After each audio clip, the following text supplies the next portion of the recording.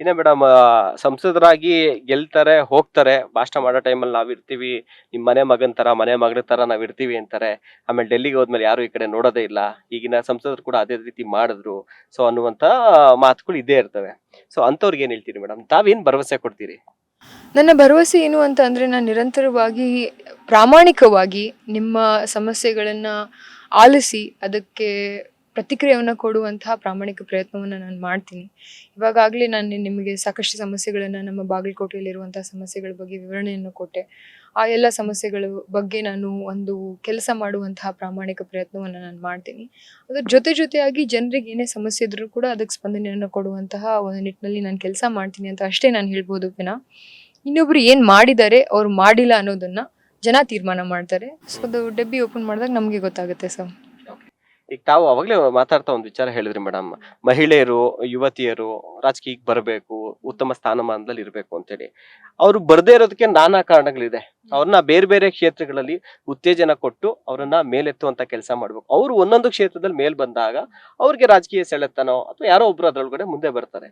So ಅಂತ ಕೆಲ್ಸಗಳಾಗ್ಬೇಕು. ತಾವು ಚಿಕ್ಕ ವಯಸ್ಸಿನಲ್ಲೇ ಮಹಿಳೆಯರ ಒಂದು ಅಭಿವೃದ್ಧಿ ವಿಚಾರಗಳಾಗಿರ್ಬೋದು, ಜೊತೆಗೆ ಅವರ ಸಮಸ್ಯೆಗಳ ಬಗ್ಗೆ ತಮ್ಮ ಫೌಂಡೇಶನ್ ಮೂಲಕ ಜಾಗೃತಿ ಮೂಡಿಸುವಂತದ್ದು, ಹಳ್ಳಿಗಳಿಗೆ ಭೇಟಿ ಕೊಡುವಂತದ್ದು ಮಾಡ್ತಿದ್ರ. ಸೊ ನಿಜವಾಗ್ಲೂ ಮಹಿಳೆಯರಿಗೆ ತಾವು ನೋಡಿದಾಗೆ ಕಾಡ್ತಾ ಇರುವಂತ ಸಮಸ್ಯೆಗಳೇನ್ ಮೇಡಮ್? ಈ ರೀತಿಯಾಗಿ ಎಕ್ಸ್ಪೋಸ್ ಮಾಡ್ಕೊಳಕ್ ಆಗದೆ ಇರೋದು? ಐ ಫೀಲ್ ಲೈಕ್ ಅವ್ರಿಗೆ ತುಂಬ ದೊಡ್ಡ ಸಮಸ್ಯೆಗಳು ಏನು ಅಂತ ಅಂದರೆ, ಒಂದು ಅವರಿಗೆ ಯಾವುದೇ ಮಹಿಳೆ ರಾಜಕೀಯಕ್ಕೆ ಬರಬೇಕು ಅಂತ ಅಂದರೆ ಅವರಿಗೆ ಫ್ಯಾಮಿಲಿ ಸಪೋರ್ಟ್ ಬೇಕಾಗುತ್ತೆ.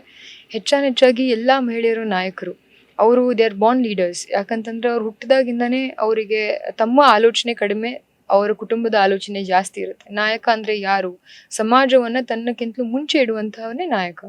ಸೊ ಅದಕ್ಕಾಗಿ ನನಗೇನು ಅನ್ಸುತ್ತೆ ಅಂತಂದರೆ ಇನ್ನೂ ಹೆಚ್ಚು ಮಹಿಳೆಯರು ಬರಬೇಕು ಅಂತ ಅನ್ನೋ ನಿಟ್ಟಿನಲ್ಲಿ ಸಮಸ್ಯೆ ಏನು ಅಂತ ಅಂದರೆ ಅವರಿಗೆ ಪ್ರೋತ್ಸಾಹ ಸಿಗೋದಿಲ್ಲ, ಫ್ಯಾಮಿಲಿಯಿಂದ ಪ್ರೋತ್ಸಾಹ ಸಿಗೋದಿಲ್ಲ, ಆರ್ಥಿಕ ಪರಿಸ್ಥಿತಿಗಳು ತುಂಬ ಗಂಭೀರವಾಗಿರುತ್ತೆ. ಅವ್ರು ನಿರಂತರವಾಗಿ ದುಡಿಯುವಂತಹ ಒಂದು ಸಮಯದಲ್ಲಿ ಅವರು ರಾಜಕೀಯಕ್ಕೆ ಸಮಯ ಕೊಡುವಂತಹ ಪರಿಸ್ಥಿತಿಯಲ್ಲಿ ಅವ್ರು ಇರಲ್ಲ. ಸೊ ಅದಕ್ಕಾಗಿ ಹೆಣ್ಮಕ್ಳು ರಾಜಕೀಯಕ್ಕೆ ಹೆಚ್ಚಿಗೆ ಬರಬೇಕು ಅಂತಂದರೆ ಅವರ ಆರ್ಥಿಕ ಸಬಲೀಕರಣ ಆಗಬೇಕು. ಆರ್ಥಿಕ ಸಬಲೀಕರಣ ಆಗಬೇಕು ಅಂತಂದರೆ ಅವ್ರಿಗೆ ಒಳ್ಳೆ ವಿದ್ಯಾಭ್ಯಾಸ ಸಿಗಬೇಕು. ಅದ್ರ ಜೊತೆಯಾಗಿ ಒಳ್ಳೆ ಉದ್ಯೋಗ ಅವಕಾಶಗಳನ್ನು ಅವ್ರಿಗೆ ನಾವು ಕಲ್ಪಿಸ್ಕೊಡ್ಬೇಕು. ಈ ಎರಡೂ ಕೆಲಸಗಳನ್ನು ಮಾಡಿದಾಗ ಇನ್ನೂ ಹೆಚ್ಚು ಮಹಿಳೆಯರು ರಾಜಕೀಯಕ್ಕೆ ಬರ್ತಾರೆ ಅನ್ನುವಂಥದ್ದು ನನ್ನ ನಂಬಿಕೆ. ಅದ್ರ ಜೊತೆಯಾಗಿ ನಾವು ಈ ಒಂದು ಪುರುಷ ಪ್ರಧಾನ ಒಂದು ವ್ಯವಸ್ಥೆಯಲ್ಲಿ ನಾವು ಏನು ಬೆಳೆದಿದ್ದೀವಿ ಅದನ್ನು ಹೋಗಲಾಡಿಸುವಂತಹ ಪ್ರಾಮಾಣಿಕ ಪ್ರಯತ್ನವನ್ನು ನಾವು ಮಾಡಬೇಕು.